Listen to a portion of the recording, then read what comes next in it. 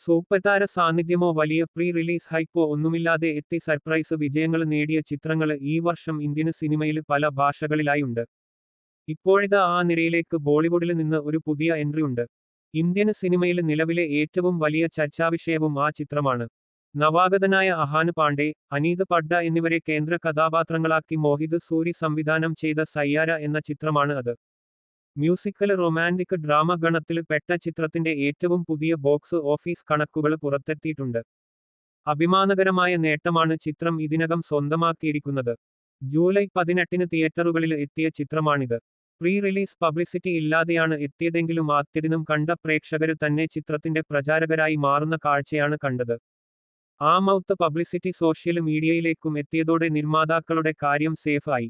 പ്രമുഖ ട്രാക്കർമാരായ സാക്നിൽകിന്റെ കണക്ക് അനുസരിച്ച് ചിത്രം ഇന്ത്യയില് നിന്ന് ഇതിനകം നേടിയിരിക്കുന്ന നെറ്റ് കളക്ഷന് 217.25 കോടിയാണ്. ഗ്രോസ് 228.9 കോടിയും. വിദേശ മാർക്കറ്റുകളില് നിന്ന് ഇതിനകം നേടിയിട്ടുള്ളത് 52.85 കോടിയുമാണ്. അങ്ങനെ ആഗോള ബോക്സ് ഓഫീസില് നിന്ന് ചിത്രം ആകെ നേടിയിട്ടുള്ളത് 281.75 കോടിയാണ്.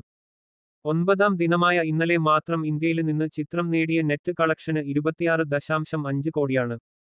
റിലീസ് ചെയ്തതിന് ശേഷം ഒരു ദിവസം നേടുന്ന ഏറ്റവും മികച്ച രണ്ടാമത്തെ കളക്ഷനും ഇതാണ്. റിലീസിന്റെ 3ാം ദിനമാണ് ചിത്രം ഏറ്റവും വലിയ കളക്ഷന് നേടിയത്. 35.75 കോടി ആയിരുന്നു അത്.